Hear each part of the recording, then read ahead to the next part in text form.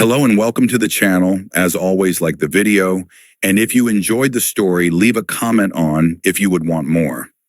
This fan fiction was not created by me, but in the description there is a link to the fanfic so you can show your support to the creator and read along.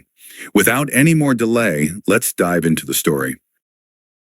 I'm so screwed, Naruto thought in a rather dramatic manner, but kept silent. Uchiha Obito, is that you? The voice asked more firmly this time. It had an underlying shakiness to it, which could indicate that Obito could be someone dear to him. That only made Naruto tense up even more. The shinobi wouldn't let him escape if he was. This was not going according to plan. He was glad that he had pulled the goggles over his face before he went to nap, even though they had been damaged. It gave him some sense of security as he tried to see what, or even better, who was approaching him. The one-eyed shinobi subtly peeked at the figure in front of him, but he could only see the standard shinobi outfit. Lifting his head would catch the man's attention, so Naruto refrained from doing so. Too bad that the man was already planning on getting his attention anyway. Naruto blinked slowly and startled ever so slightly as he was not prepared to suddenly see a hand reaching out for him. Too close.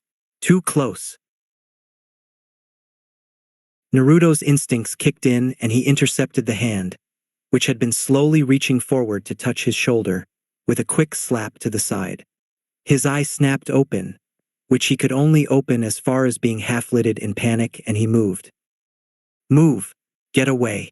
Get away! His mind screamed at him.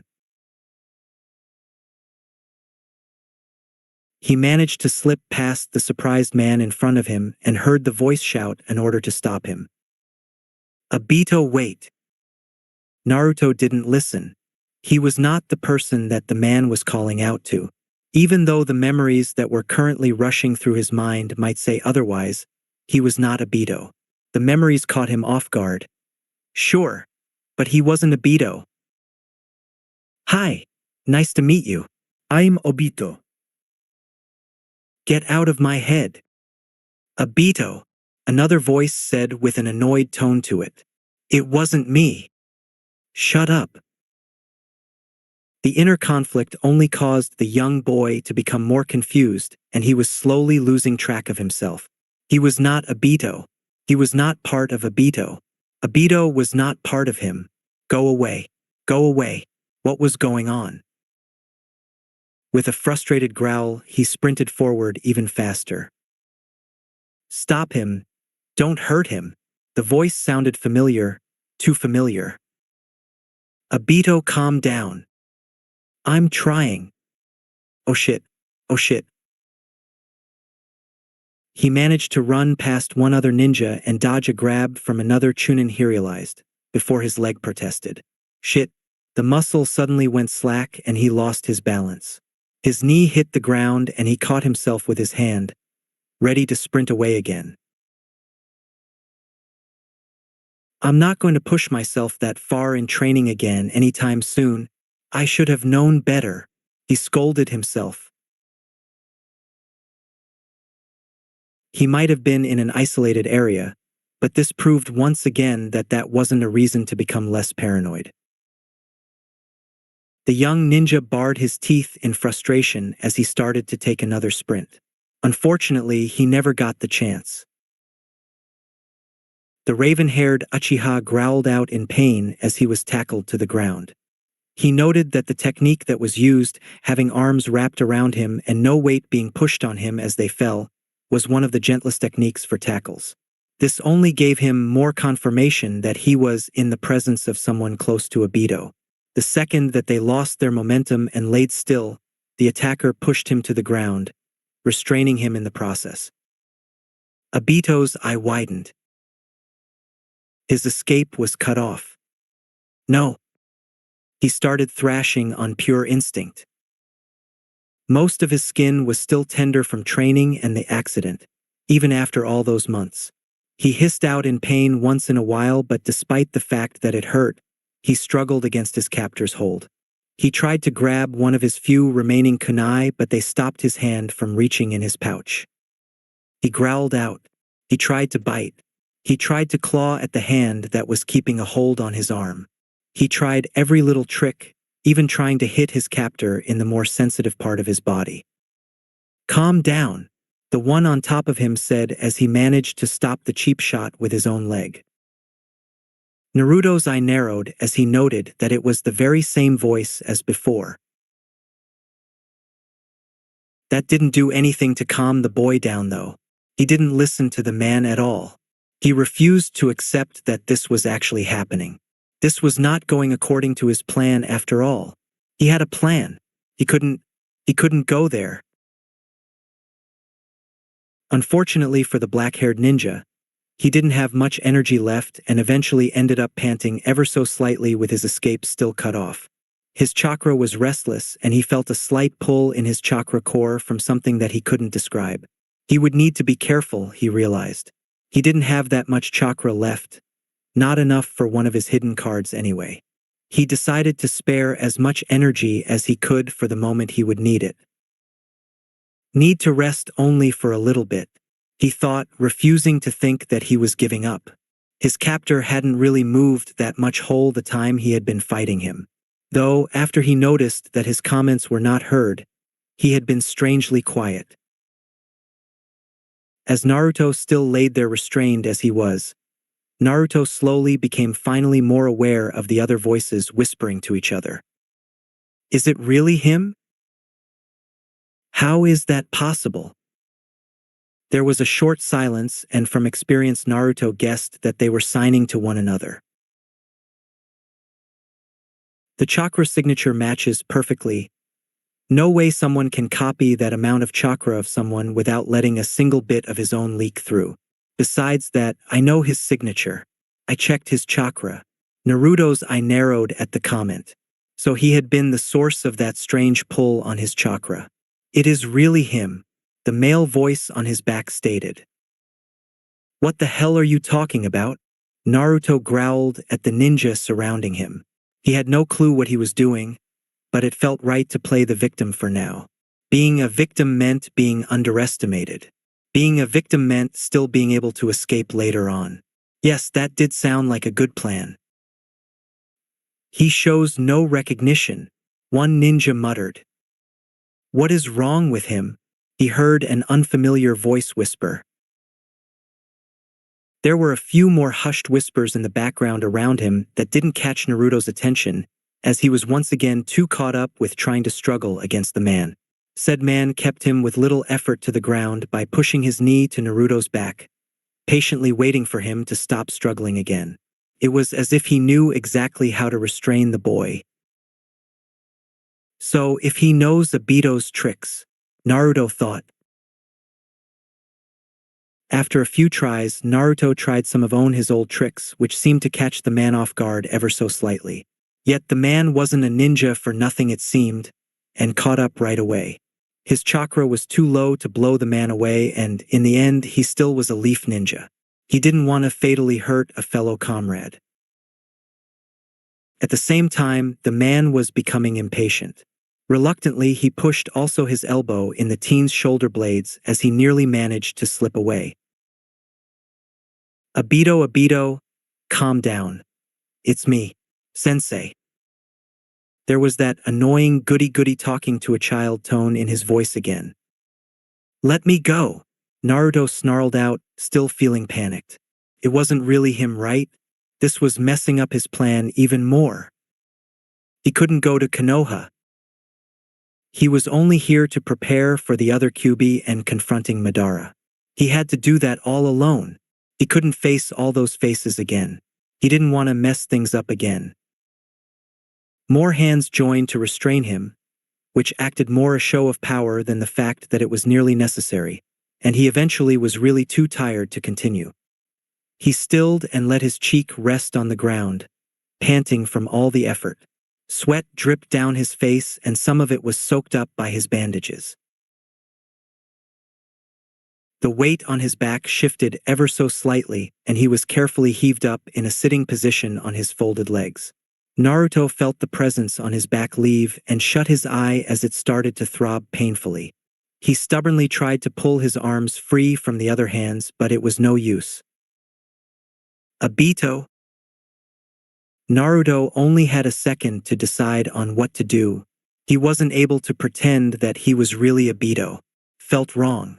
So he decided to use a different approach. He stilled and didn't react to the name. Obito?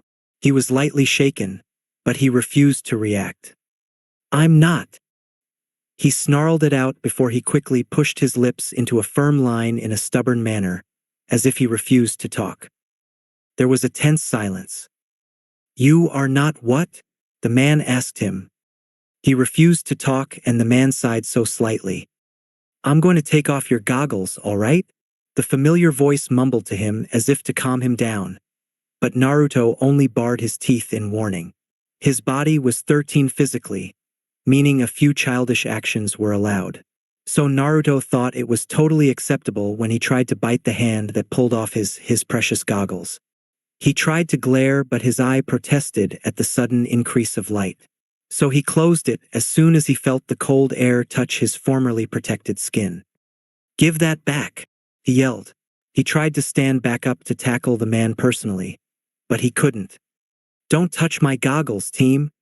It was something valuable to him. He knew that. He struggled once more against the hands holding his arms and legs, but he was too weak. He had been training for months to get some of his strength back, and here he was, unable to even force the ninja around him to put some effort in restraining him.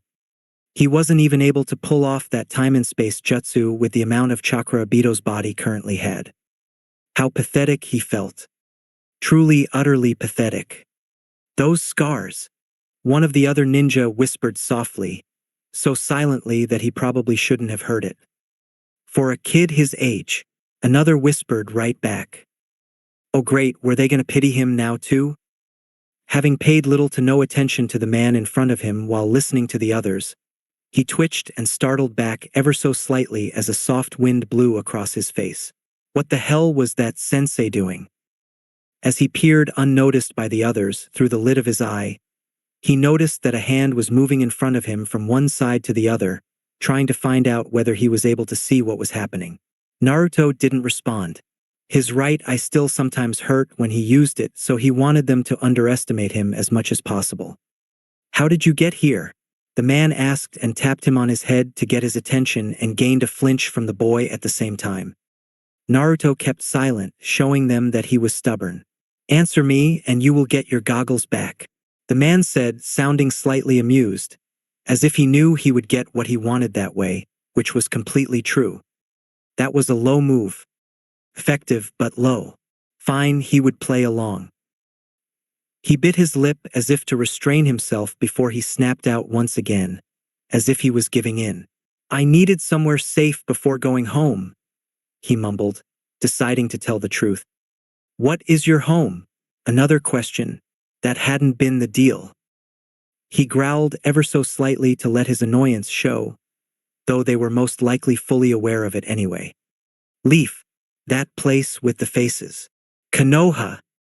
Even indirectly saying it out loud made Naruto's stomach clench with homesickness. The ninja really wanted to return to his home, the village he had sworn to protect, the fond memories he had there. Unfortunately, and that was exactly the problem, the bad memories came from the exact same place. There was a slight pause and he flinched when two hands were put on his shoulders. He lowered his head closer to his torso in a defensive move, a way to decrease the amount of neck he exposed. It was a typical instinctive move that ninja made when they were not comfortable. Naruto never thought that all those lessons from Jiraiya on behavior of shinobi and people in general were actually that useful. The hands on his shoulders twitched ever so slightly, which showed him that the man in front of him had noticed the move. Obito, I want you to listen very carefully to my voice. Does it seem at all familiar to you? Naruto's first instinct was to shake his head very quickly. No way. He did not know him. He was not going to listen to the rational part of his brain that was being overwhelmed with all those memories of Obito that were actually providing the right information for him at that moment. Yet, Naruto felt himself starting to slip against all the memories that he gotten from Obito. Obito's life nearly screamed at him to respond. Instead, he forced himself to scrunch up his face and be quiet. Unfortunately, the long silence that followed made him edgy, and he eventually couldn't keep silent any longer. "I know your voice from somewhere," he admitted towards the voice, so quietly that he wasn't even sure whether the man had heard him. "Do I know you?" He quickly changed his statement, as if afraid of the answer. The man in front of him paused, as if pondering about something, before the voice suddenly barked sometimes out, making Naruto flinch. "You're late."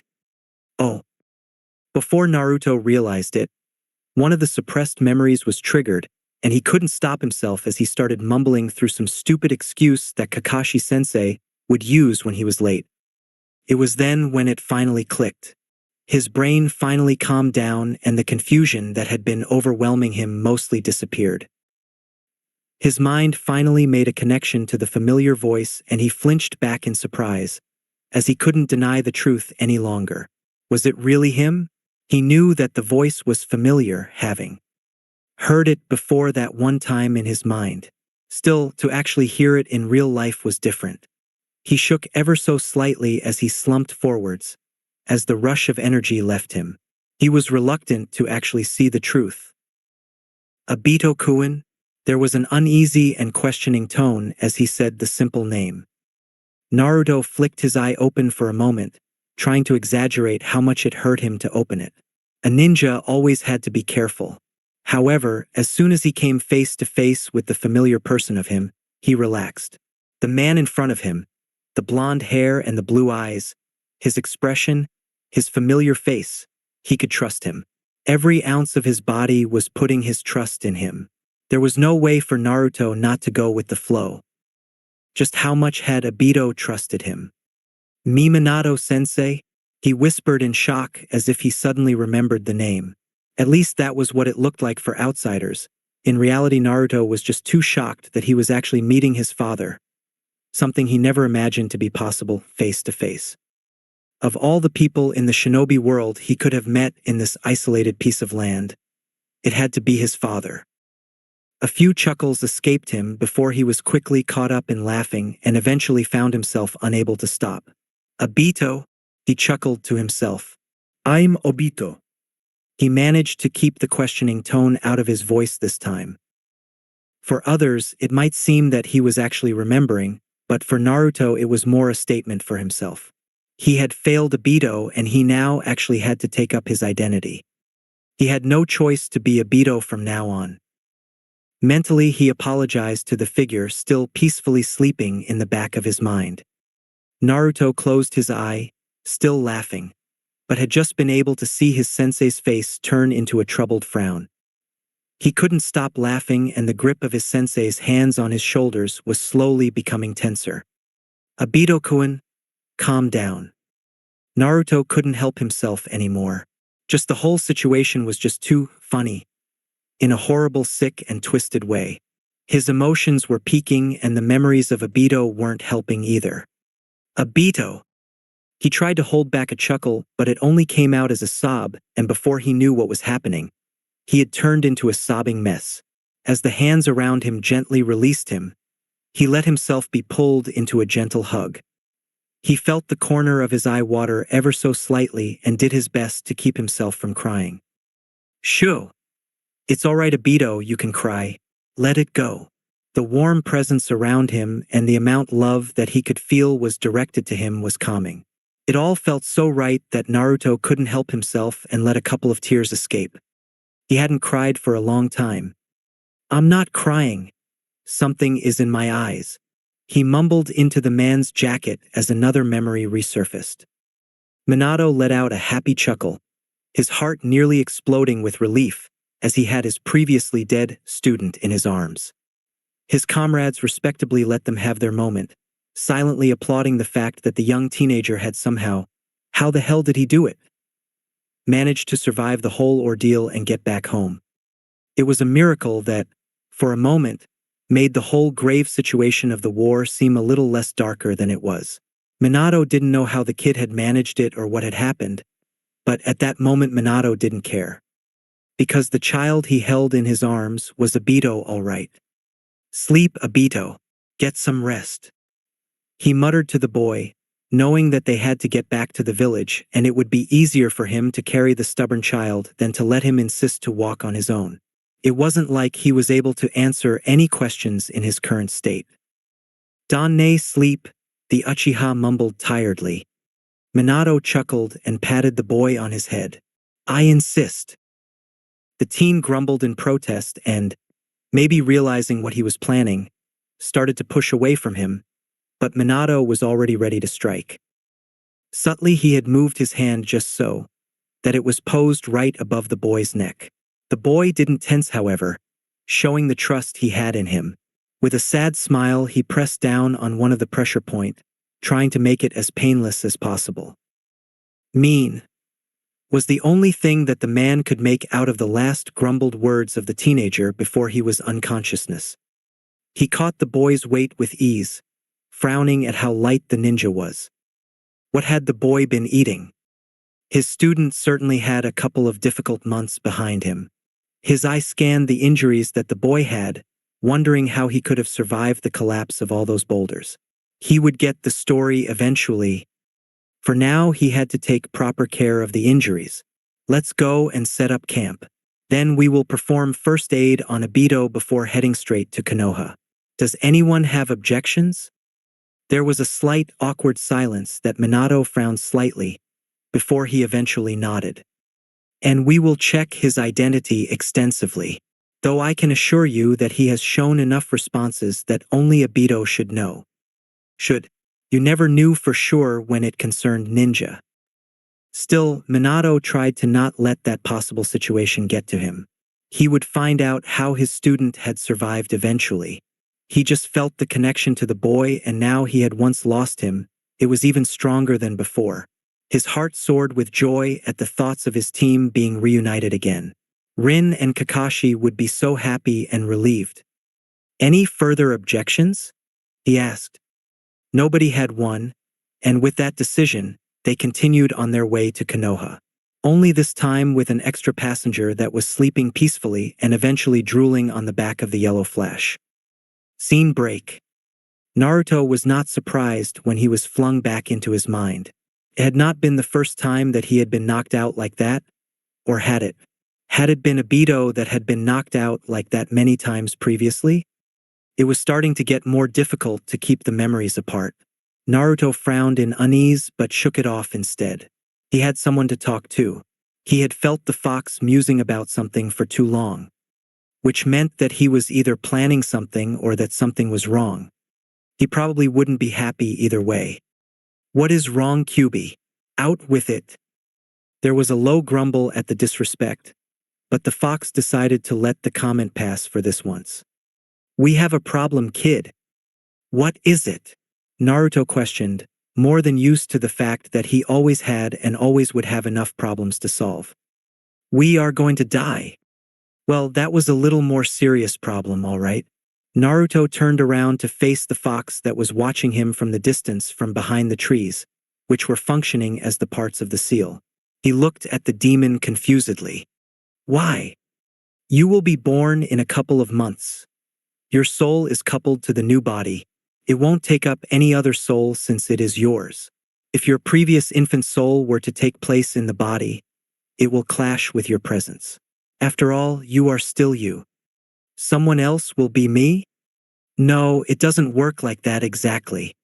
Why not? You still think you are claiming the body, the place of the soul, this way. I won't bother explaining the workings behind that gaki. There are several scenarios that could happen. 1. Your infant body dies soulless while we are pulled out of this body and we either die or roam around the world for who knows how long. That, or we are stuck in this body.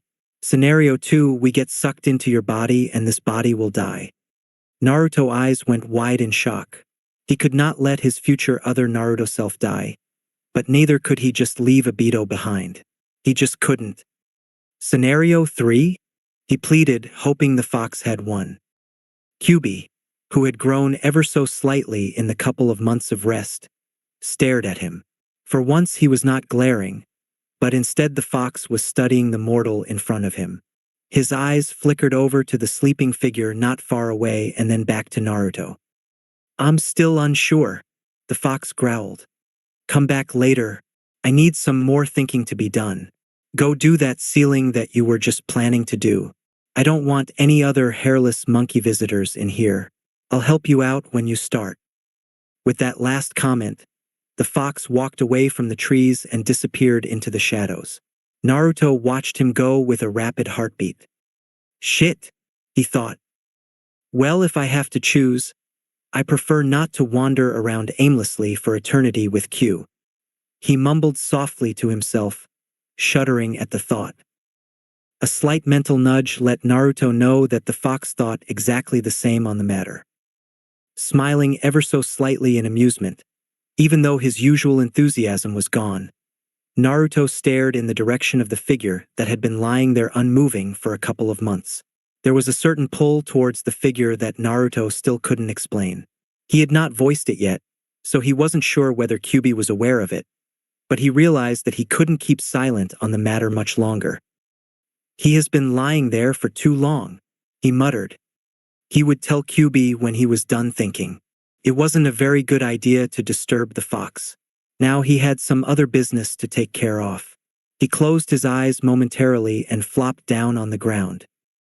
Pushing the thoughts away for the moment, he focused on his current problem. The moment he had been restrained, he had realized that he would have to use that technique to make sure that they wouldn't be able to find out his real identity or memories or knowledge about the future. So that meant that he would have to fool them, to make them believe that he really had a problem with remembering everything. Claiming amnesia was so simple and unoriginal that it wouldn't be accepted so easily. He most likely wouldn't be able to get through all those tests and would only end up with some real big questions directed at him.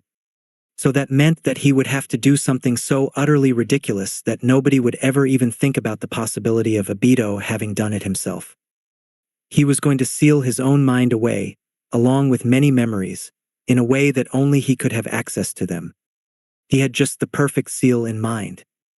It had been an unfinished seal that Jiraiya and Naruto had been developing during their training as a defense for the Sharingan and its mind techniques. They had never gotten to finish it, but after his sensei's death, and Sasuke's blind revenge, not mention Madara, Naruto had worked nearly a whole year with several Kage Bunshin to finish it. He had been able to safely seal away his mind in the future, so he knew that it worked. Now he only had to make some slight tweaks so that it would look like some kind of deliberate seal to make him forget what happened to him and conveniently also how he got out of the boulders. Now he only had to think up some vague images to put into the surface of the seal so that anyone looking at it would get the impression that he had been saved. Or something. An anonymous savior that wanted to remain unknown? It sounded strange and suspicious enough that it might actually work. He frowned before shrugging. He would work out the vague memory part on the go. Yet, Naruto couldn't help but feel slightly bad about hiding this big secret from his precious people, even if it was the right thing to do. I have to protect them, even if it is from the truth. With this new determination, he bit on his thumb to draw blood, accepted the demon's chakra that it was sending to him and started focusing with all his might on the tiring process that he was facing. He might not be able to focus on many things at once, but if he was focused on something, he wouldn't stop until he was done. Let do it. Couple of days later. A skill that most ninja were able, and forced, to teach themselves was to wake up so quietly that it was impossible for those around you to know whether you were awake or asleep. For this reason, Naruto forced himself to relax as soon as he got back to the world of the consciousness and started studying his surroundings. The mattress he was lying on felt very familiar, as did the specific type of sheets that were keeping him warm. A moment later he realized that he had been changed out of clothes and nearly completely bandaged. This included his face, his torso, and even all of his limbs. He felt like a mummy. Holding back his reaction, he scanned his surroundings for any obvious chakra signatures. There was no one around him. He couldn't hear a heartbeat either. Deeming it safe to wake up, he opened his eye. It was a lot easier to do, as if it had been healed extensively, which was most likely the case. Konoha valued the Uchiha's eyes after all. He blinked slowly as he observed the one color that overwhelmed his vision. White. It is far too white in here. For someone as experienced with hospitals as Naruto was, it hadn't taken the now 13-year-old long to figure out that he was indeed waking up in a hospital. He glanced around ever so slightly and let out a sigh of relief as he recognized the layout of the room. It was one of the better rooms, since they had their own mini bathroom, which included a toilet. Thank Kami. He really had to use one. Gritting his teeth to keep himself from hissing out in pain, he slowly sat up. He swung his legs over the edge of the bed and grabbed the infusion stand, which held up the liquid that was being injected in his body. Seeing as the needles in his skin were connected to the bag with transparent liquid, whatever it was, he could better take it with him. He tested the weight on his feet and took a couple of steps to orientate himself before heading towards the toilet. He was glad that he didn't have to use the infusion stand for support. A few minutes later, he opened the door again, his face a little more relieved, though it would be difficult to see with all the bandages. He had been about to head back to his bed, but his attention was caught by a certain familiar sight in the windows. There were only 3 faces. As Naruto stared at the faces, he couldn't help but shiver. This was another piece of all the proof that he really was back in time. No 4th and 5th face to accompany the other 3. No marks on the rocks where they had made room for the upcoming 6th face that was rumored read, known and recognized by all of Konoha to be for him. He had taken so much pride in that. He had worked so hard for it, until he had ruined everything. Sasuke, Sakura, Sai, Hinata, Niji, Lee, all the others, Bachan, Erosenin, Arika, Kakashi-sensei. His expression and mood turned dark. He would get his revenge. The sound of the doorknob being moved was the only thing that would keep Naruto from being startled. He decided to play it cool and wait for his visitor. After all, he could finally let his own confusion show. Something he had cropped up within himself since the fox wasn't exactly someone you could go to with that kind of stuff. Pulling his acting skills together, embracing Obito's identity just momentarily before letting go, he continued to stare in front of him. The door had not moved yet, as if the person holding the handle was reluctant to enter. This confused the ninja. Who would be afraid to come face in face with me? Wait, no would be afraid to come face in face with Obito? He corrected himself, and the answer came not much later. Alright. Well, if he didn't want a confrontation yet, then Naruto could make it easier for him. With quick silent movements, which was slightly more difficult with the infusion stand, he was back under the sheets of his bed before the door opened. There was a pause as the visitor was most likely staring at his sleeping form, followed by a soft gasp. Naruto took note of the tone of relief that it had contained, as well as disappointment. He could hear the visitor nearly rush to his sleeping form, gently putting a hand on his as to confirm that he was actually there. Naruto frowned mentally, noting that the hand felt very tiny, sure his sensei should be a kid like him, but also strangely feminine. There was a sound that let him know that the visitor moved a chair next to his bed. Naruto had to hold back a flinch as a hand was put down on his forehead, as if checking his temperature. Oh, Obito, I'm so glad. The voice choked up ever so slightly. Wait a minute. That was not his sensei's voice either. That was not sensei after all? He couldn't help but feel somewhat relieved and disappointed at the same time. Knowing that he could not wake up out of nowhere, he made sure to frown slightly in acknowledgement as the visitor moved her hand again. The hand stilled in wonder, before moving it through his hair as if to find another reaction. That felt pretty good actually. Moving his head ever so slightly, Naruto started to wake up. Obito. His eye opened ever so slowly as he prepared himself to see a stranger. You do not know her. Obito knew her. You don't. He desperately tried to feel guilty as he took in her face.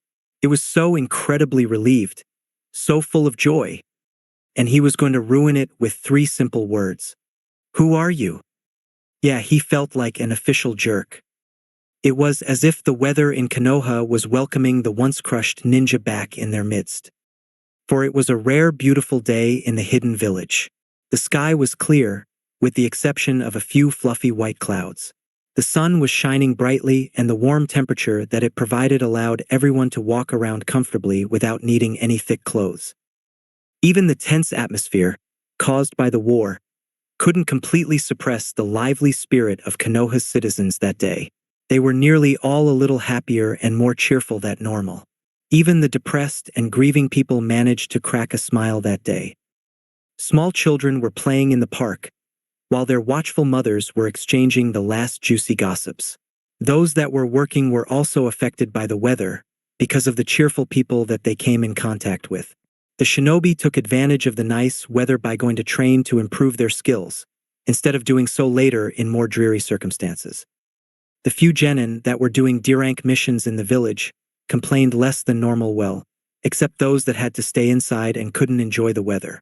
In the meantime, bored civilian children played together, while a few other teenagers were relaxing in company of their friends, while watching the clouds drift by in a rather lazy manner. All in all, the people of Konoha were in a good mood. Well, nearly everyone. There was an exception. This exception came in the form of a certain scarred, black-haired, one-eyed shinobi in the hospital that wasn't very happy. No, quite the opposite. Naruto, currently otherwise known as Uchiha Obito, was brooding. He was currently staring out of the window, absently studying all the tiny details of the famous faces made out of stone, staying completely silent for a long time. His visible eyebrow was furrowed, the other being hidden by the bandages that hid the upper left part of his face. His lips were thinned and slightly scowled. Unknown to him, his expression was pulling off the brooding nature perfectly, as he now had the whole Uchiha demeanor to support it. Especially his narrowed eye showed his bad mood as he stood with his arms crossed in front of the window, as the usual spark that lightened his eye was absent. A wheelchair stood forgotten behind him. For some reason they wouldn't let him stand for long periods of time, saying one of his legs needed more rest. It didn't matter that he had been walking around for the last couple of months. No, for them it only made it worse. Something about pushing his body too far and now paying for it. TCH, he had managed just fine without it. They were probably just looking for a reason to keep him in the room. After all, he still needed to be reevaluated, especially mentally. Oh boy, he thought. He hoped that he would be able to bluff himself out of that one. Will the seal be good enough? Naruto pondered as he continued staring at the Hokage monument, ignoring the fact that the nurses would kill him if they found him standing instead of sitting in the wheelchair like they had ordered him to do. He once again ran the effects and processes of the seal through his mind and nodded to himself. If that won't work, I don't know what will, he mumbled. After all, back in the future, Jiraiya and Naruto had put a lot of time into it. Erosenin had been in charge of the stability of the base of the seal, so Naruto trusted it completely. The part that he had modified might not that he was expecting it to give him some trouble, but the foundation of the seal should be stable enough to prevent any accidents. I'm sure you would lecture me about modifying seals again if you were here though, Naruto mumbled under his breath, knowing that there was no one to hear him, and that if they could that they wouldn't be able to make out his words. The seal was quite a masterpiece if he had to say so. The seal as a whole had actually two functions. First, the most important and strongest part of the seal made sure that Naruto's future memories, and also very important, Kyuubi's presence were hidden from any visitors that came along in his mind. The downside of sealing his memories away was that it made them somewhat vague and blurrier at times. If push came to shove, he might even lose a few small memories altogether. Still, it was a risk he was willing to take. The second part of the seal, which overlapped and therefore hid the first from sight in his mind, was not as strong. Though it was hiding and blocking most of Obito's memories, it was, by far, not sealed as tightly as his own, meaning that there would be certain triggers around him that would resurface the memories. Once triggered, the memory would only rarely reseal itself, but it would happen. All in all, this should fit the behavior pattern of people with amnesia. Naruto had been very glad that he had once debated this with Sakura. It was very useful to have had a medic ninja as your best friend. Of course, there were downsides for the second seal as well. 1. He could be overwhelmed once a memory was triggered, much like what happened when his Efa Minato-sensei had said, "You are late." Another downside was that Obito's memories might become clearer than his own future memories. He would just have to keep remembering himself that he was not Obito and that the real Obito would wake up eventually. On the bright side, the sealing didn't really affect the strange presence of Obito in his, well, actually Obito's mind, though he did feel strangely distant from the boy ever since he had placed the seal. Yet it wouldn't cause too much trouble. Besides, he could just unseal the whole thing if it was necessary. Even though it would give him the headache similar to the one he would have if he were to fall headfirst to the ground after jumping from the Hokage monument. Another plus was that seal should help him to act more naturally when being questioned. Since it would be more difficult to remember things, it would make his acting more sincere. Well, sensei, at least I can put this seal to better use than we had ever thought it would have. Ever so slowly, a smirk graced his lips, which his Uchiha genes made look slightly devious without even trying. He might make a convincible amnesia case after all. And if that didn't work, the seal would give him another excuse altogether. Help? Someone messed with my mind, so I can't really tell you anything about what happened. He could already see himself acting it out in front of the medics. It did sound stupid, but it would probably work. But it was better to go with the amnesia route for now. After all, he shouldn't be aware of any seal. Now he only had to make sure that he would act like someone who had lost his memories would act, which meant that he would have to be confused by nearly everything and everyone that he knows and sees, at least until a memory of Obito was triggered from the seal. Troublesome. Now that he had made his decision, his brooding demeanor returned, having been trying not to think about it. All these inner conflicts about the seal were not the main reason for the fact that he was currently in such a bad mood, which made him brood in Uchiha style. No, it had been the meeting with that girl that had. He hated acting like a jerk. A few hours ago, the one eye that the Uchiha possessed blinked slowly at the girl and slowly repeated the question that caused the girl to falter. Ever so slowly, he nudged the hand away from his face. No matter how good that little affection felt, he would not let a stranger touch him. Who are you? Naruto was fully well aware of who she was, having gone through a few of Obito's memories. This was why he could note the differences between the image of the girl in his mind and the one before him. She looked awful. Not the ugly kind of awful, but the thoroughly stressed and depressed kind of awful. The lines under her eyes were clearly visible, and her hair didn't look as taken care of anymore. The hope that had been shining in her eyes, though, and the kindness that accompanied it was more familiar, though. Even the slight hope that was in her eyes was a familiar feature. Unfortunately, he had to ruin it. Two brown eyes widened in surprise and disbelief as he looked at her. She had stood up from her chair the moment he had made the first sign of waking up.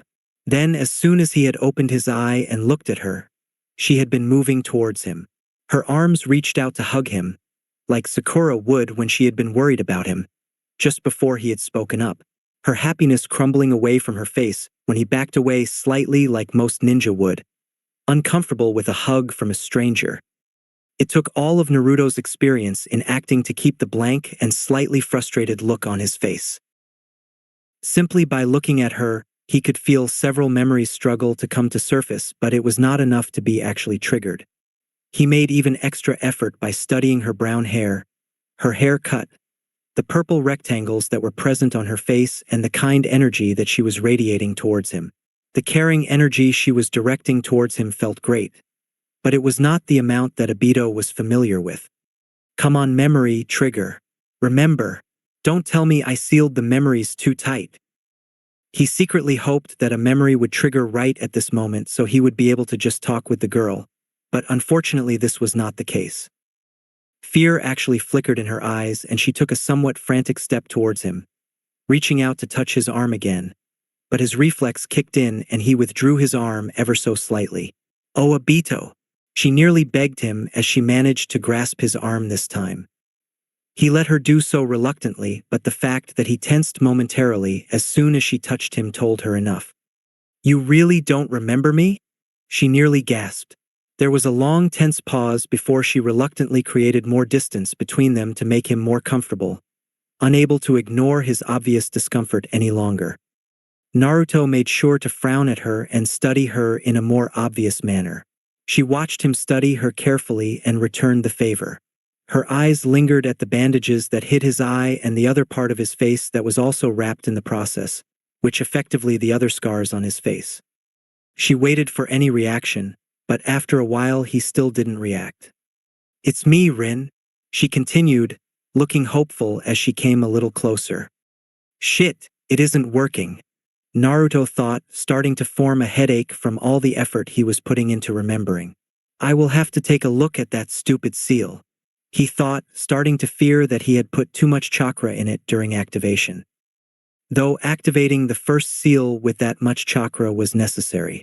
"There is no way I could have done it any differently. I should know, you shouldn't I?" he mumbled, rubbing his head in confusion and trying to calm the throbbing in his head. To her, it was the confirmation that he didn't recognize her. Rin's expression fell apart soon after, and he could see tears starting to well up in her eyes. Rin, though a kind and slightly emotional kunoichi, was usually not one to cry so quickly. But the stress, the sudden relief at his survival, and then the big disappointment made it pretty normal for her to react that way. "Ah no. Please don't let her cry." He quickly started to wave his hands in an awkward manner, having easily taken up Obito's antics. "Hey, wait. Please don't be upset. I didn't mean to." He tried to calm her down, but his actions only made her break down even more. Naruto froze, suddenly unsure of what to do. Then he noticed a certain urge appearing inside of him that could count as the first sign that he knew her. He wanted to hug her. Finally, he reacted instinctively, pushing aside the body's reluctance to touch the stranger. Since he hadn't really unlocked a real memory of knowing her yet, he focused on the tiny need he felt to hug her before it disappeared. She was slightly startled as he gently and awkwardly pulled her towards him as he sat up on the bed. I'm sorry?" He didn't know what else to say. She started sobbing silently, her shoulders shaking. At the same time, she never let the tears leave her mind. How do I know you?" he dared to ask.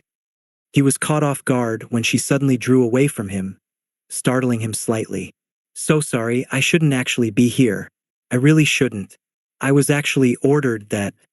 She didn't finish her sentence as she turned around. She quickly walked away a few steps before stopping. "I mean, maybe you really aren't, but then I saw you and I just knew that." She kept cutting off her own sentences, making Naruto wonder if he wasn't allowed to know what was going on. Did they see him as a danger? As a threat? What if they really saw him as an imposter? Unseen to Rin, his eye widened in panic and he felt his herd speed up at the thought. Just before he could freak out, she spoke again, forcing him back to reality. Her voice softened. "It is just that Minato-sensei warned me already, but I didn't really listen and I had hoped that." She started mumbling quickly and walked away again, creating more distance between Naruto and her. The information that she shared gave Naruto the opportunity to react in an attempt to stop her from going. "Minato-sensei?"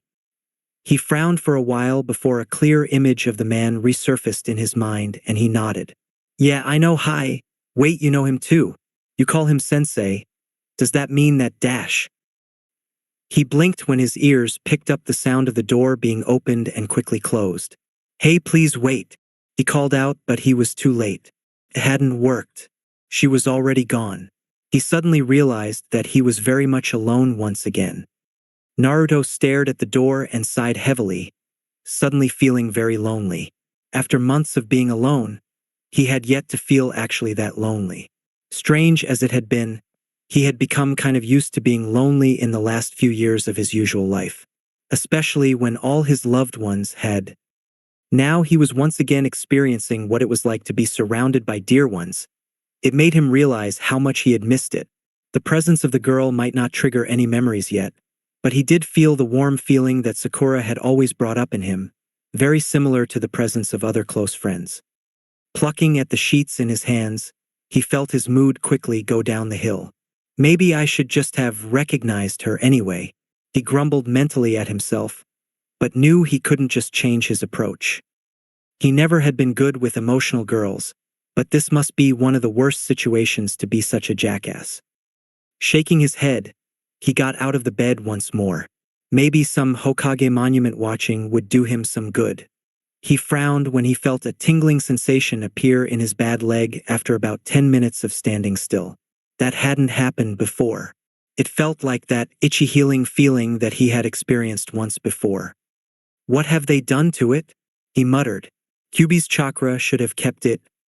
A sudden memory from his own life resurfaced in form of Sakura lecturing him. Kyuubi's chakra is very useful to manipulate to heal you and others. Still, there are many medics that don't have enough control or knowledge on how to use it. Most will even not notice the presence of the chakra because it is often so small and they are focused on using their own chakra to direct your own chakra. Sakura told him, having hit him lightly on the back of his head after he made an indirect comment about a medic ninja that had messed up with Kyuubi's healing process once, which was why he had recognized it. His arm had been acting strange for a whole month. It happened rarely that the healing of the demon and the medic ninja clashed, but it seemed that luck wasn't on his side. At least in the future, most medic ninja had known what to do if it did happen. He let his hand run down his leg, trying to find the spot that had previously held the tiny amount of the fox's chakra. It was really gone. Damn, so now he would have to heal it the normal way. That could take at least a week if the skill level of the medic ninja were of any indication. The sound of the door opening made him straighten in surprise. He turned around and came face in face with a very motherly-looking medic ninja, who smiled at him when she spotted him, at least until she realized what was going on. "Ah, good to see that you are Awa. Wait a minute, what the hell are you doing? You shouldn't stand on your leg, brat. Let alone get out of bed. Get back in. I need to check up on you and then Naruto quickly rushed to follow the medic's orders. Another result of having had a medic ninja as your best friend was that he immediately knew when he shouldn't push his luck. He had enough experience to know that medics could be very scary when they needed to be present. They had been pushing him to sit in the wheelchair immediately after the small checkup and interrogation, which had been kind of straightforward to answer. "No, I don't remember. I don't know. Obito? Air. Could you repeat that question, please?" And the like. At least he had passed the basic tests. His head may be healed, but the clear signs of possible head trauma were still there. Unfortunately for them, he wasn't really one to listen to their orders when it didn't come from a certain pink-haired one with a temper and dangerous fists that she wasn't afraid to use. After all, she could easily heal him afterwards and was fully aware of that. His frown increased as he once again went over the first meeting with Rin. Having watched as the hopeful face of this Rin had dropped and had eventually nearly started to tear up had made him feel bad. He had not meant for her to nearly cry. The fact that Obito had a crush on her, much like what he had felt for Sakura once, only made it worse. He sighed. That was another similarity between the Obito and him. Felt so strange. How natural Obito's memories felt. Sometimes it felt as if it actually had been his life. But that would be silly, right? Naruto thought, shoving the thought away and got his mind back on track. He continued brooding. Is this why the Uchiha always act so grumpy? They are grumpy because they can't help but act like a jerk. Welcoming the different topic, he thought back to the Obito's memories of the Uchiha clan and compared it with his own life. He had been an orphan, the idiot that everyone laughed at when he spoke of his dream. Obito had a family, but they hadn't been proud of him at all, which Naruto had concluded from the few memories he had trespassed. There was always this lingering loneliness and shame in those memories, the feeling of being a failure. Naruto's eyes narrowed. He hoped he wouldn't have to deal with his clan anytime soon. He wondered if they had been alerted. having been a selected candidate for the Hokage, even though a large part of the training had not been started before. That accident did give him some knowledge about these kinds of special cases. If a shinobi was labeled as being in an unknown state, the family would rarely be informed. In combination with the fact that it would give the Hokage a lot of issues with the Sharingan eye, he suspected that he was procrastinating dealing the matter for now. The Uchiha clan was prone to become a source of a headache after all. Naruto should know not to ignore the fact that he had had only one Uchiha to deal with. A very annoying, stubborn, and dangerous one, that is. He didn't want to know how to deal with a whole bunch of them. He shuddered. Nope, the Hokage was probably keeping it silent for now. At the moment, Naruto didn't mind at all. Still, there had been a few memories with the Uchiha clan that had made him curious as well. There had been this feeling of being proud of someone, the feeling of being loved, the idea that family was important, which was why the disappointment in himself was so heavy. He had failed someone he held dear to him in some way. He absently heard the door creaking open, but Naruto ignored it. He was too busy pondering about the strange conflict of emotions. Obito? It is good to see you awake and well. The medics had been told to alert me as soon as possible. We need to ask some more questions. The voice was familiar and Naruto turned around to see Minato enter the room, Rin close behind. He twitched uncomfortably at her sight and tried to extensively focus on Minato instead. Being the observant ninja that he was, the blonde immediately noticed the tension between the two. It didn't take him long to put two and two together. I see that you have met. The pair winched slightly and Naruto suddenly felt himself becoming nervous. There was something about that tone that just made him twitchy. Rin, he simply said, and the girl suddenly looked even guiltier. You know that you weren't supposed to visit him, right? Hi, Sensei. Though it was kind of interesting to watch the interaction between his father and his student, Naruto made sure to keep up the act. So he is your sensei, he exclaimed in a rather relieved manner. Blue eyes flickered to him for a moment before returning to Rin. The man ran a hand through his hair and sighed in a rather tired manner. Rin, I know that you wanted to see him. He trailed off, looking at her sternly for ignoring his unofficial order. I just had to make sure that he was really all right, that he was really there. The last word went unspoken. You know that I had warned you about several possible situations that could have happened, right? But Sensei, he is Arya Dash. Right? The tone was slightly sharper and Rin's shoulders sagged in defeat. Hi Sensei, she said, softer this time. Naruto suddenly felt a lot less comfortable. They were acting like he wasn't even there. Hey, what is going on? He asked. The absence of easily accessible memories was slightly getting to him. It gave him a frustrating feeling that he would have to bear until another memory was triggered. Calm down, Obito. Naruto made a slight face at actually being called Obito by his father, which the man easily caught. He didn't comment on it, but he did give him a look that made Naruto avoid eye contact. Obito, I assume that you don't remember Rin, he asked.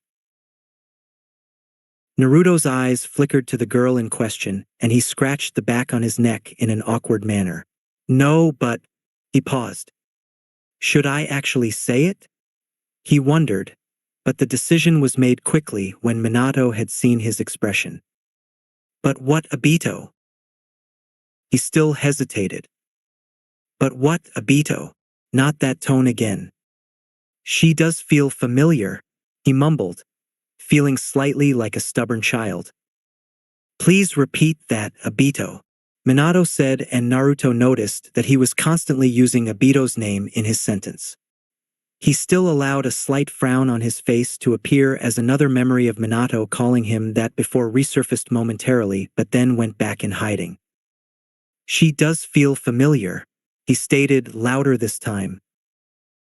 The girl seemed sad that he still didn't recognize him, but she did seem glad that she was at least somewhat familiar. He wondered whether she had thought that the hug had been simply given. because he had pitied her. The relieved look that Naruto received from the girl lifted his mood ever so slightly. Well, we will try to help you remember later on, but now we will have to go to the Hokage, Minato stated as he walked towards him. Feeling slightly defensive all of a sudden, Naruto took a step back. Old man? Now? Already? Why? Minato frowned and paused in his step. Obito, do you know who the Hokage is? The boy in front of him once again adopted that deep thoughtful face that he hadn't often seen on Obito's face before, except for that time before the accident when they had discussed Kakashi's past. Yeah, I think so, he muttered. To Minato, that was a pretty clear sign that he did have trouble remembering. Minato's worry suddenly got a lot deeper. He had hoped that the damage wouldn't have been too bad. But if this was any indication, it was pretty bad. Still, the fact that he was standing in front of them alive was already a miracle on its own. How the hell had the boy managed to heal like that? You will remember soon enough. Now, seeing as you already changed clothes, Naruto sheepishly smiled at him as he looked down at his dark blue t-shirt and pair of black shorts. We can go right now. Take my hand and I will bring us there. I heard that you are supposed to let your right leg rest for a while, the blonde stated as he glanced at the wheelchair next to the boy. The very sheepish smile widened even more. These sheepish smiles that Minato got in response relieved him slightly. He wasn't the only one as the girl next to him couldn't help but smile and get slightly teary-eyed at the sight. Holding out his hand to the boy, he waited patiently. Obito hesitated only for a second before he took it. He glanced to Rin, who smiled at him. Naruto couldn't help but give a small smile in return, suddenly feeling slightly awkward. Rin, let's have dinner with Kakashi after your shift. That is, if he got back from his mission yet. My treat. Sensei stated, and Naruto was suddenly aware of the eyes that were boring in on his face. There was a slight unrest of memories shifting his mind at the moment, but other than frowning momentarily, nothing was triggered. Minato's face suddenly seemed a lot grimmer. Hi. The girl replied happily and then left the room. Just before she turned, Naruto could see the worried look that slipped on her face, or rather, he saw the happy attitude slipping from her face. Was his lack of memory that distressing? Was he doing this the wrong way? Hold on, the man said, as he drew in closer, nearly hugging Naruto, which made his heart beat just a little faster. The situation, his father standing in front of him, was still so unreal. It was the last warning that he got before he was swept away to the Hokage Tower. Hopefully the interrogation wouldn't resort to the use of any Yamanakas, though for some reason, Naruto didn't really feel confident in his luck anymore. Later in the Hokage Tower. Keep calm. Don't cry. Calm down. Naruto couldn't help but stare blankly at the man in front of him.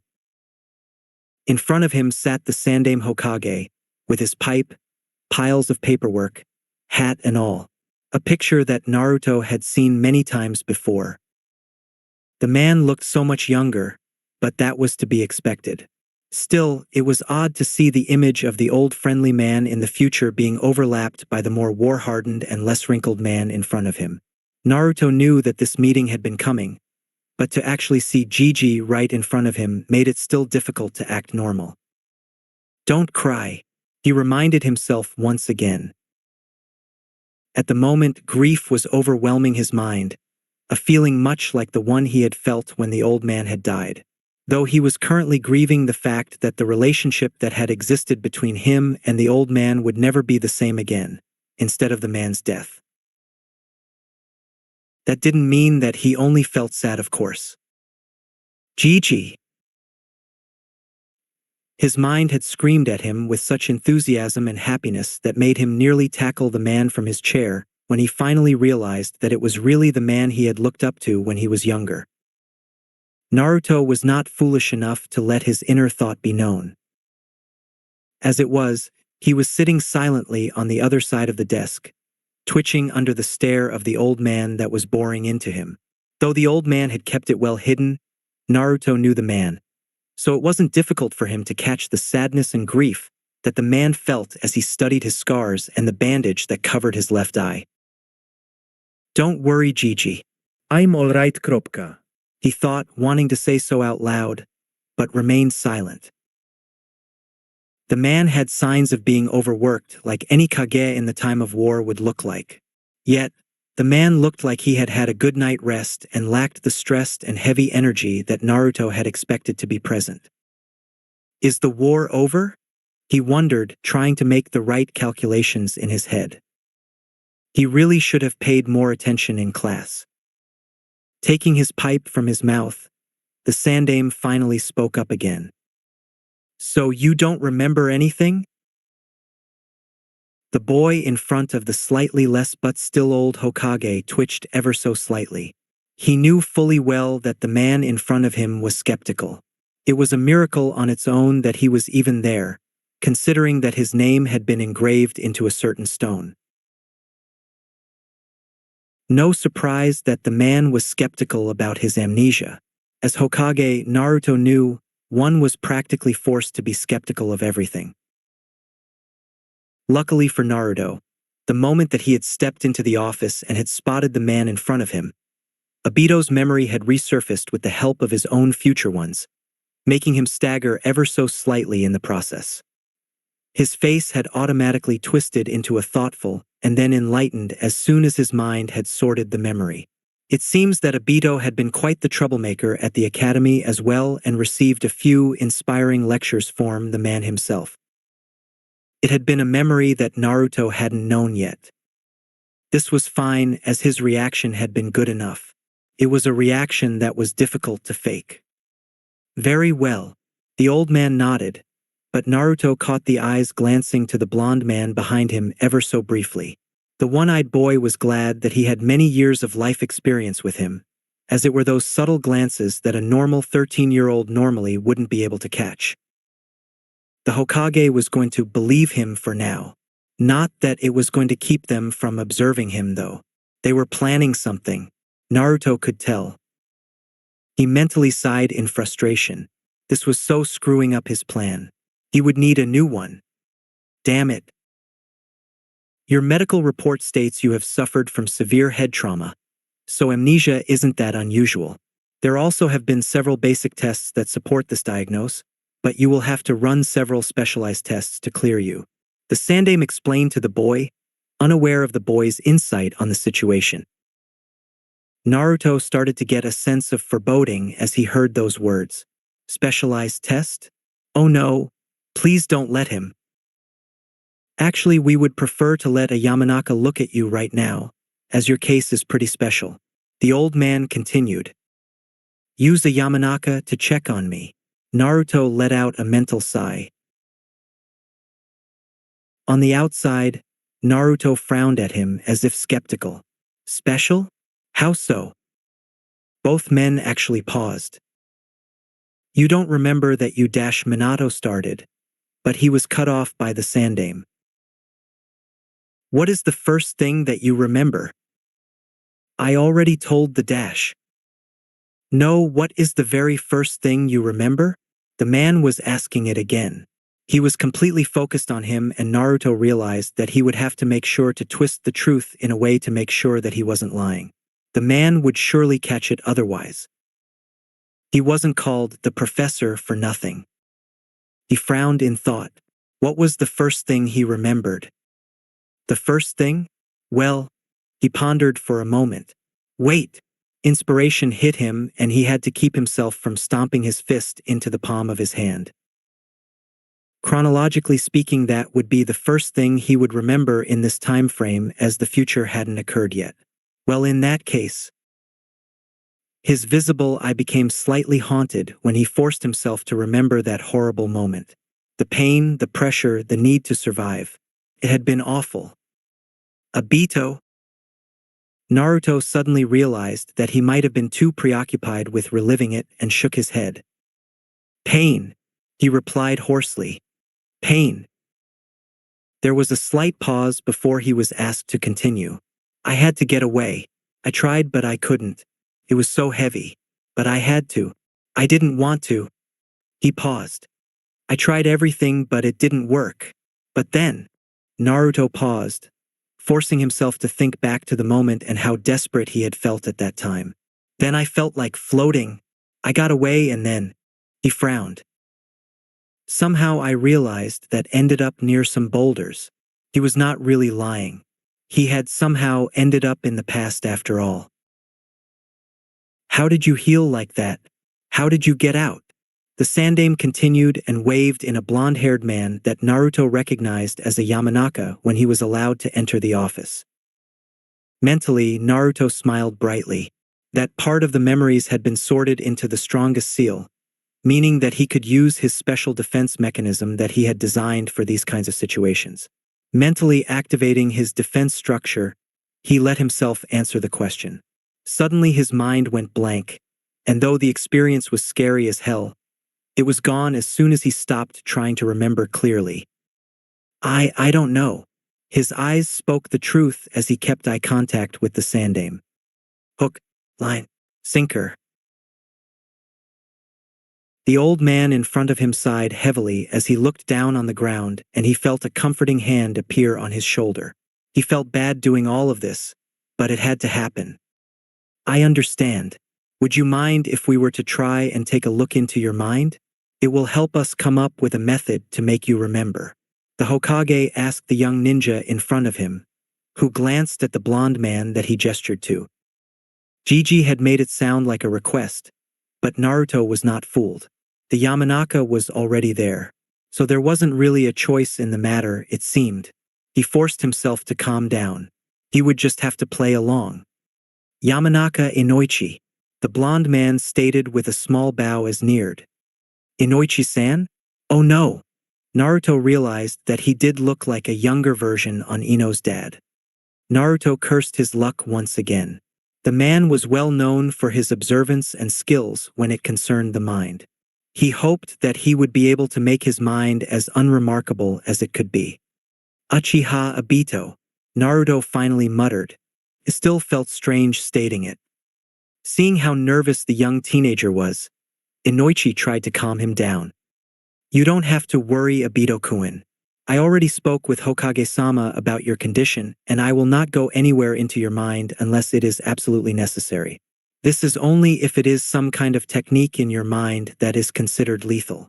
The man stated and then explained, knowing fully well how vulnerable the human mind was and how dangerous it could be when the subject was fighting the technique. They didn't want the boy to become even more damaged than he probably was. Lethal? Naruto cried out, scraping his head as if he didn't know exactly what was going on in his mind. What do you mean lethal? Do you think I have some kind of bomb in my head? There was this ever so slight pause, which one normally wouldn't catch if he didn't have some foreknowledge about the people, but it was enough for Naruto. His eyebrow twitched. Come on, really? He sagged in defeat. Well, I guess I would prefer to have someone checked out too. Of course not. Minato-sensei had stated in the meantime and received a panicked glance from his student in reply. We just want to make sure you are all right.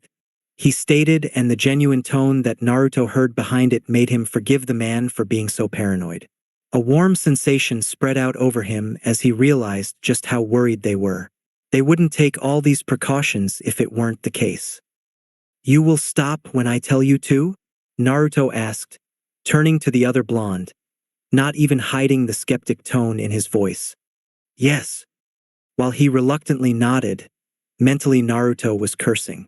He had been hoping that this wouldn't happen, that they would simply stick to the analysis of amnesia, but it seems that in or after Naruto still wasn't sure yet. Times of war, one couldn't be too careful. So Naruto nodded silently, not even trying to hide the anxious feeling that was building up in him. Please let the seal be good enough. He prayed as they turned his chair around so that Naruto faced the Yamanaka directly. He caught the heavy stare of the man as he studied the skin around the one eye that he had. It might be war, but to see something on a 13-year-old, while missing one eye, was still difficult. Naruto twitched uncomfortably and Inoichi averted his gaze. I apologize. It's all right, Naruto mumbled, trying not to feel bothered by it and suddenly feeling very subdued and nervous. Two hands settled on his shoulder.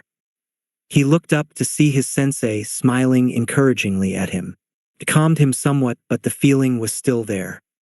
Are you ready? Minato inquired. Pulling together all of his brashness and stubbornness, the one-eyed ninja nodded. Inoichi calmly reached out and placed a hand on his head and nodded to the blond man that stood behind the boy. He would make sure that his grip would stay where it was when they were mentally absent. He leaned back against the back of the chair so that he wouldn't lose his posture as quickly. Not quite satisfied yet, he also pulled the chair a little closer to the boy to prevent him from slumping down. Replacing his hand on the head, he gave the boy a slight smile. Naruto stared at him with wary eyes, but didn't protest. He knew that the man was an honorable ninja all the way, having worked with him many times. He had seen him do this a couple of times with other people, but to be at the receiving end was a whole different experience. Keep looking in my right eye, the Yamanaka ordered, as looking in both his eyes would be very difficult. Naruto did what he was told and suddenly felt the familiar sensation run over him as he was swept into his mind and both their bodies slumped down ever so slightly. Minato's grip on the boy's shoulders tightened, and he gripped the arm of the Yamanaka to keep it from slipping off. He made eye contact with the Hokage who was keeping an eye on Inoichi. Mindscape. Inoichi was considered to be a genius in the family. He was a natural in all things that concerned his blood limit. This was actually one of the reasons why he was trusted with these very fragile tasks. It wouldn't come to a surprise that he entered many different minds. Not only enemy ninja, but leaf ninja as well. There had even been a civilian once or twice. Yet he had never been in a mind like this before. The feeling that was present felt odd. It was not that it wasn't right, but it was different. Like you receive the type of book that you ordered but that the cover is suddenly different than you expected. Glancing around, he studied the clearing he was in. For someone to have such a lively mental room was pretty astonishing. Most people had the place that they felt the safest, like their bedroom, their complete house, or that of their parents. A certain clearing th. The trees do seem familiar. Inoichi suddenly realized. This must be a clearing situated somewhere in or near Konoha, or it was modeled after one. He recognized the trees. Nearing one, he could feel the energy running through it. Each tree seemed to have several memories stored in them. The ninja was starting to get a general idea of how the mind was built up. He glanced at the darker part of the woods, but was not surprised by its presence. He had actually been expecting it. All ninjas had their own dark memories, so that didn't surprise the man that much. Yet, there was something off about it anyway. It was as if there should be more. There was something dark in there. But what? I can't put my finger on it. The blonde thought and started to inch closer to it, but was stopped by the voice behind him. I don't want to go there. He turned around and noticed that the Obito was standing there, scarred and one-eyed as he was. This worried the Yamanaka. Normally one would change themselves ever so slightly. Most often, people would take the appearance of an age in which they felt the best. Even though that didn't mean that people always changed their age, scars and other injuries would often return to their healthy state either way. However, Obito was exactly the same. It was as if he had no other appearance to take on as, "You don't remember anything right now either?" he asked the young teenager in front of him. Said boy looked at him blankly and shrugged before answering. I know where some of the memories should be, but it's difficult to get to them. He answered and Inoichi nodded, a frown appearing on his face. Obito remained silent and Inoichi decided to get to business. They had decided to at least make sure that there were no bad intentions coming from the boy in front of him. Lying in the mind was nearly impossible. Maybe manipulating one's words might work if one was a master at it, but the boy in front of him certainly shouldn't be. Uchiha Obito, please swear that you have absolutely no bad intention towards Konoha or its Kage, and that you do now participate in any plan that may directly or indirectly harm towards Konoha and its Kage. I swear do not have any bad intentions towards Konoha and Hokage-sama. Nor do I wish to bring harm to Konoha, the boy said. Inoichi couldn't find any lie in the boy's words, nor did the mind provide any different feeling. He nodded in acceptance at the boy. He had passed this test. Both of them relaxed somewhat, knowing that the most important part was taken care of. Can we look around? The mind specialist asked the boy, who was staring at the full moon that was illuminating the clearing they stood in. Sure, the boy muttered. But not there. It feels wrong. Secretly, the ninja was well aware that the wrong feeling came from a certain nine-tailed fox that remained hidden in the shadows. They are bad memories. They need to be accepted as well. Inoichi told him, but didn't object as their little adventure depended on the boy's cooperation. The boy looked at him and shrugged his shoulders. All right, be that way. But just remember that they are part of you as well. The blonde gently lectured him. He received another shrug in response. They moved around several trees and Inoichi looked for any more signals to tell him what was going on. Besides the strange atmosphere, the mind seemed healthy enough on its own. There were no big blockades or empty places that could indicate amnesia either. Eventually, the Yamanaka realized that there wasn't much he could do before finding out what was keeping the kid from remembering. Could you please touch the tree? He eventually decided to ask the boy. Said boy glanced at him and frowned. As in hugging? If that works better. Touching is most important. They contain your memories, he explained. Reluctantly, the Scard closed in on the tree and reached out to touch it. But just as he made contact, the tree shimmered and his hand passed right through. The Yamanaka's eyes widened. He had never seen something like this before. What was stopping the boy from reaching it? I don't really think that it is necessarily the trees that contain my memories, the boy muttered, seeming a lot more tired than he had looked in the office. Where are they? The boy refused to answer, but the Inoichi wasn't a mind reader for nothing and followed the instinct that was telling him where to go. The boy trailed nervously behind him, but he wasn't stopping him yet, so Inoichi deemed it safe to continue. Inoichi stopped and cursed under his breath when he spotted the sleeping form of another slightly younger-looking Obito that lay somewhat hidden a large opening at the roots of a hollow tree. He concentrated on the presence of the right scarred Obito. He was still there. He glanced between the two figures. They were both there. Darn it. This was not good news. The chances that two personalities would come into existence if he were to release all the memories anytime soon would be too great for him to risk doing so. The slight different vibe he got from them was worrying as well. Were they already too far to merge? On the other hand, the sense that the boy was drawn to his sleeping persona, judging by the way he was staring at it, was probably good news. Maybe they would be able to merge if it happened slowly. They would just have to be careful not to break the dam, so to speak. I see. He eventually told the boy standing uncomfortably next to him. It's all right, Obito-kun. He tried to reassure the boy, but the Uchiha wasn't really paying attention to him. Are there a few memories that you are able to share with me? He asked the boy, who finally snapped himself out of his trance. The boy nodded slowly and walked past the hollow tree to a few others. They weaved through the small forest and it didn't take long for him to reach their destination. The tree he was heading to seemed to be healthier than the rest. Inoichi noted with interest. He gestured to the tree and touched it, this time not passing through it. Minato-sensei lecturing me, the boy said with a sheepish smile. The blonde ninja was glad to finally see some clear emotion from the boy. He had been quite silent the whole time, which had made Inoichi even more worried. Looking at the smile, though, he knew that the boy just needed some of his memories back to become livelier. He slowly nodded and he reached out to the tree himself. The boy didn't stop him and the memory flashed in front of his mind. He chuckled slightly and nodded his thanks to the Uchiha still touching the tree. He suddenly looked reluctant to let go, which immediately alarmed the ninja. You can let go now. The boy didn't move. Obito-kun, Let go, he said, using his superior voice. The boy scowled and ever so slowly let go. As soon as the contact with the tree was broken, Inoichi took the Chunin's arm to cut off the urge to touch the tree again.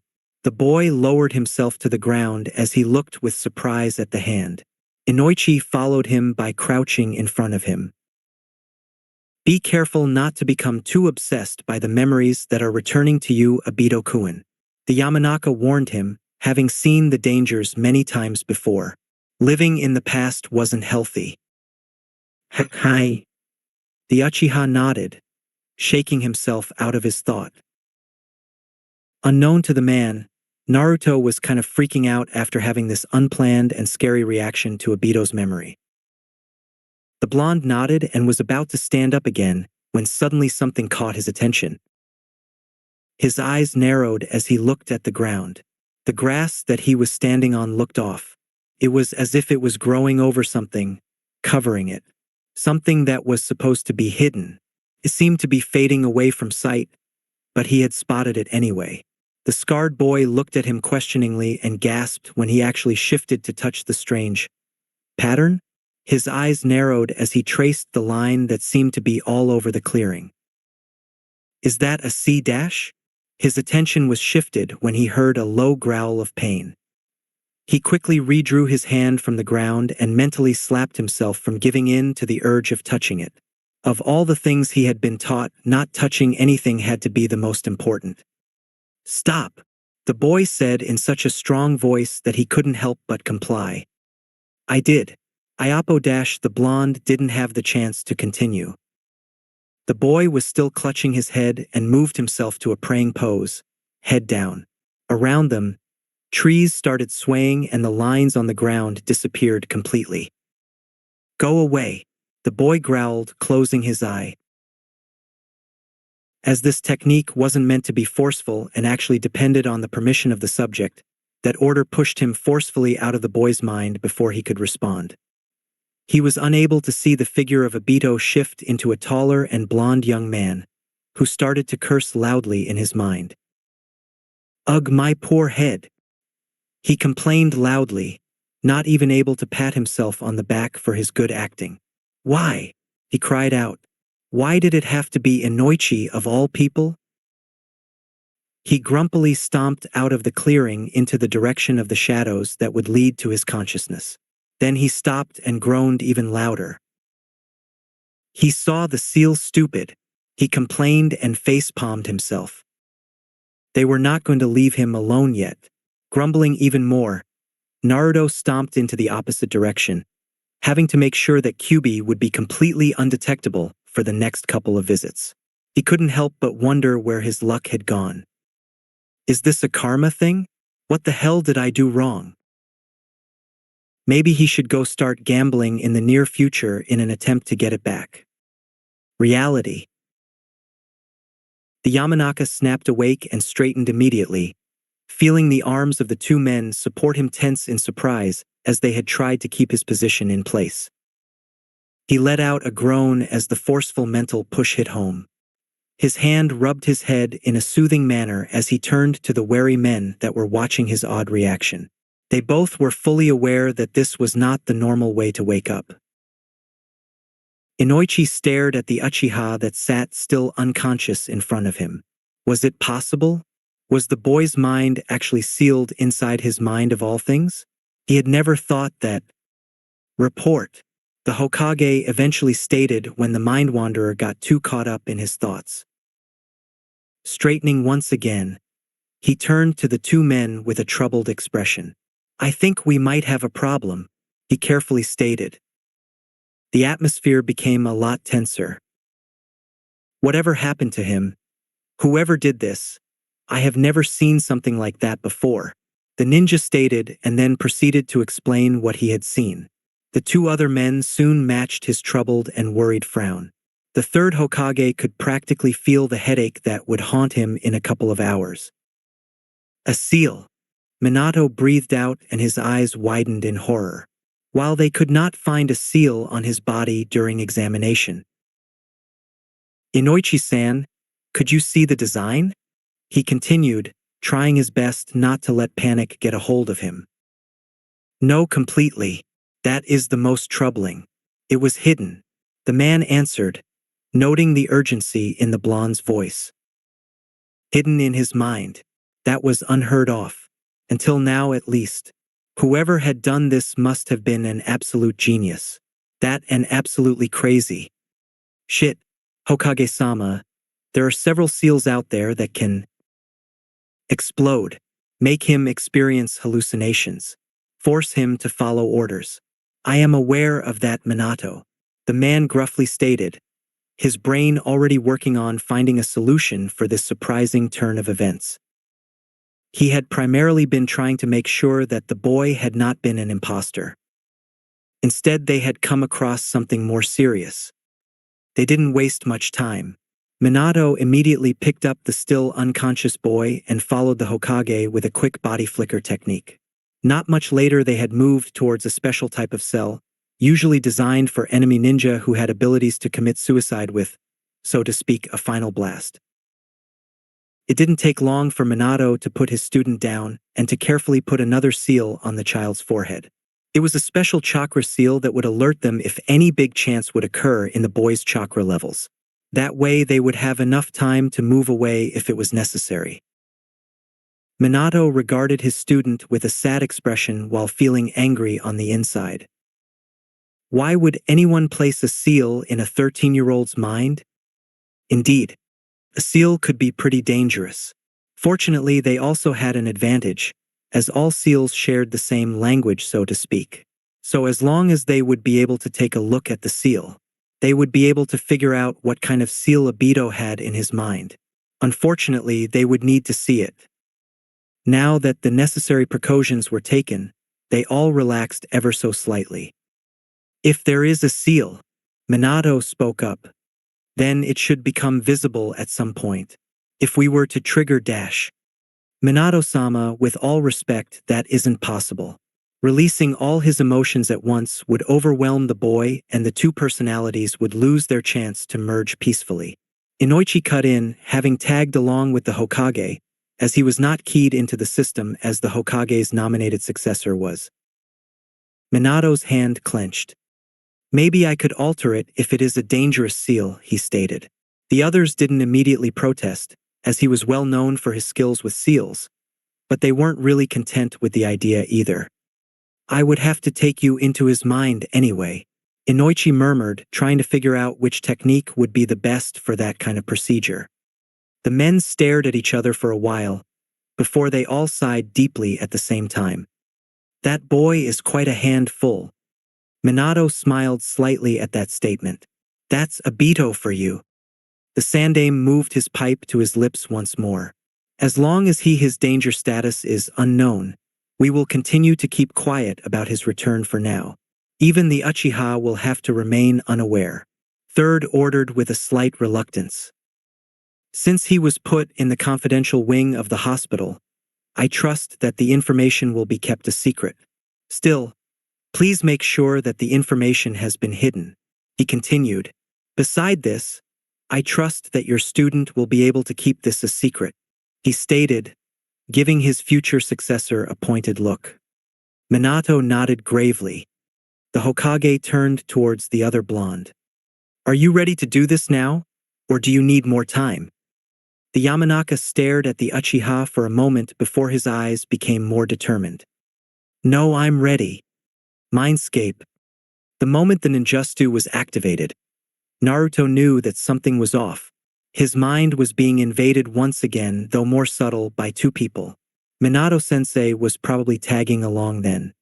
Shit, I was afraid that this would happen, he thought, his suspicions being confirmed. They were most likely worried about the seal then. Naruto was very much aware of the dangers himself, so he wasn't that surprised. He only hoped that they would calm down when they saw the simple layout of the seal once it was visible. After all, though it was a new seal, he was sure that his father should be able to see that its function was only to regain him from remembering, and to hide the second seal, but he wouldn't notice that. Time to act then. Standing in the middle of his mind, He spread his arms and let himself fall back in the soft grass that made his landing very comfortable. He took a very deep breath and slowly breathed out, all the tension leaving him. There was a long silence before the pair finally entered the clearing. His mind is so. Minato started but trailed of at the end of the sentence. Extraordinary, Inoichi offered, nodding in agreement. There are very few people who had such knowledge over their mind. I am unsure whether Obito is aware of what has happened once he is really awake. But being able to control his mindscape to such extent is impressive. It is almost as if Inoichi stopped. As if someone helped him with it. Inoichi admitted. Naruto listened to the conversation with interest and feigned sleep. As this was his mind and, as Inoichi had stated, he was very much in control, he could actually fool them quite easily. Being forced to learn how to communicate with Kyuubi in his mind at an early age did really give him an advantage in that matter. He would out to be a great genjutsu specialist had his chakra control been so horribly lacking. Is he dreaming? Minato spoke up as they moved closer to the figure lying peacefully in this mind. He probably is.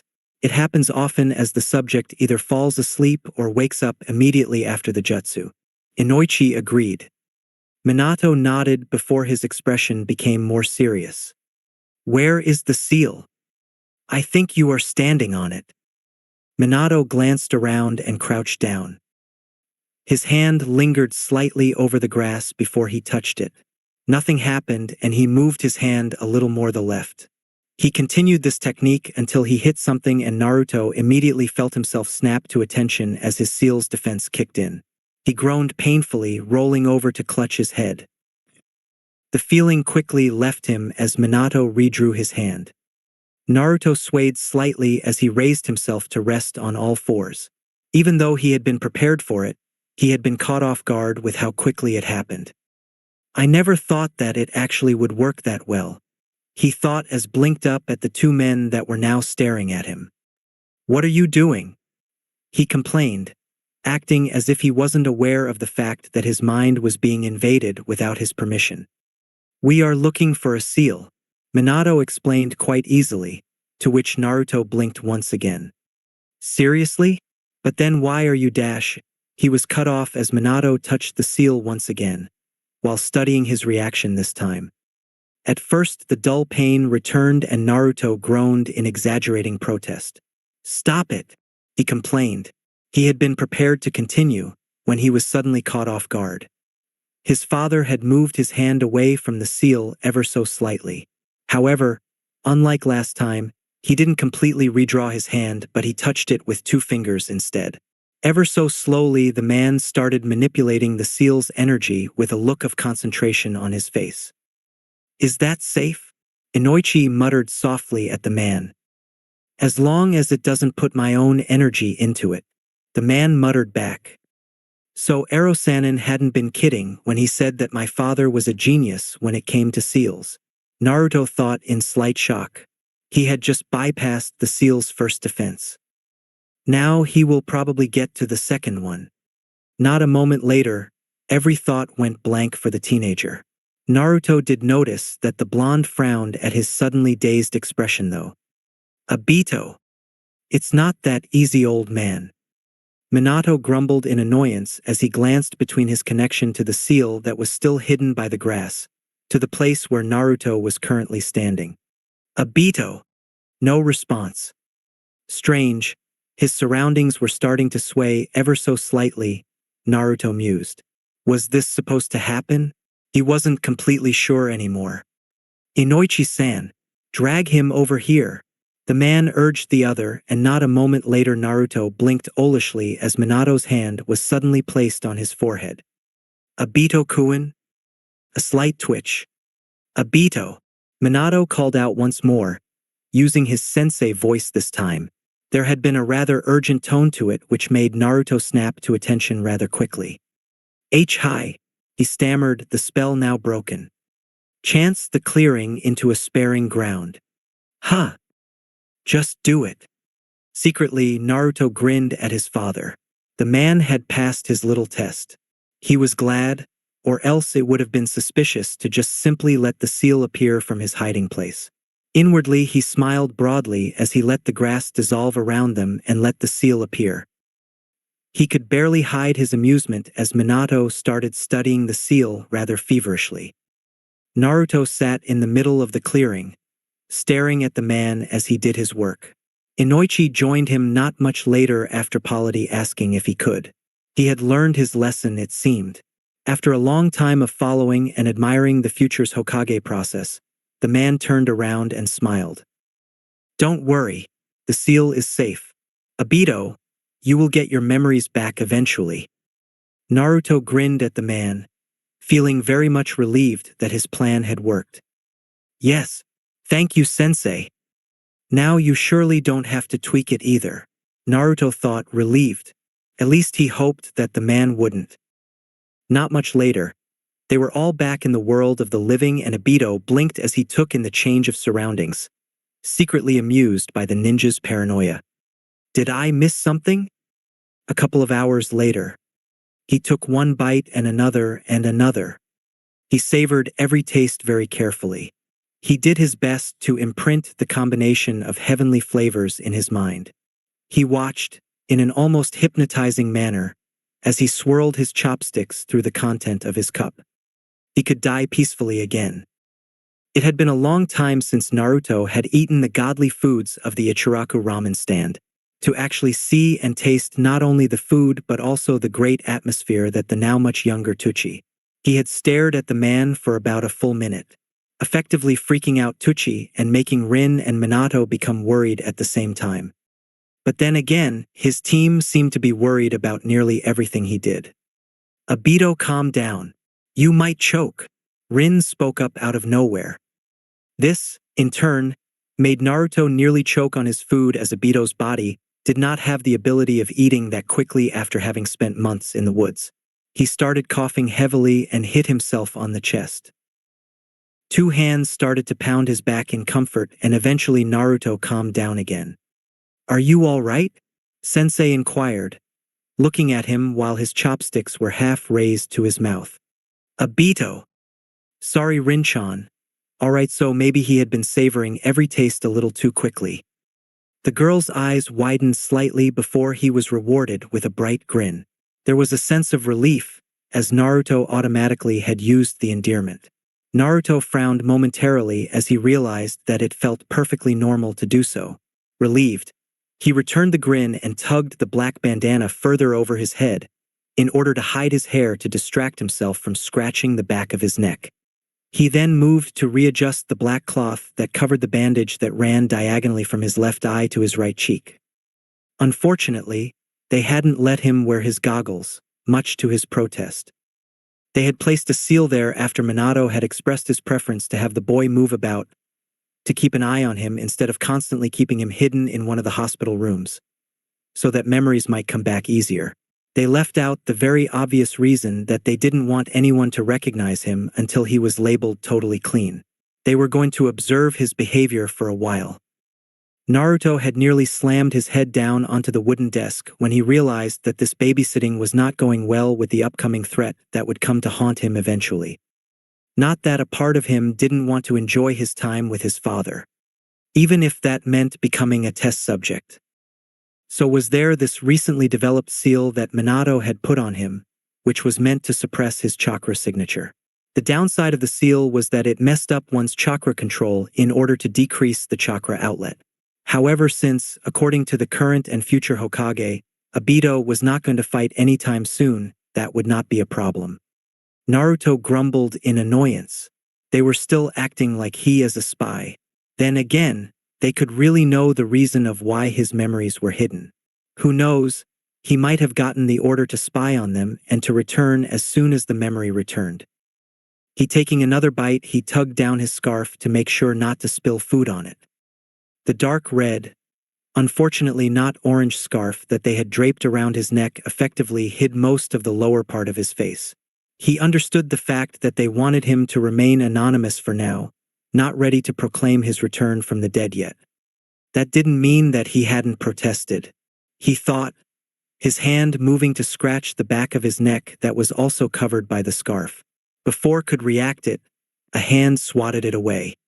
But sensei, it itches so badly.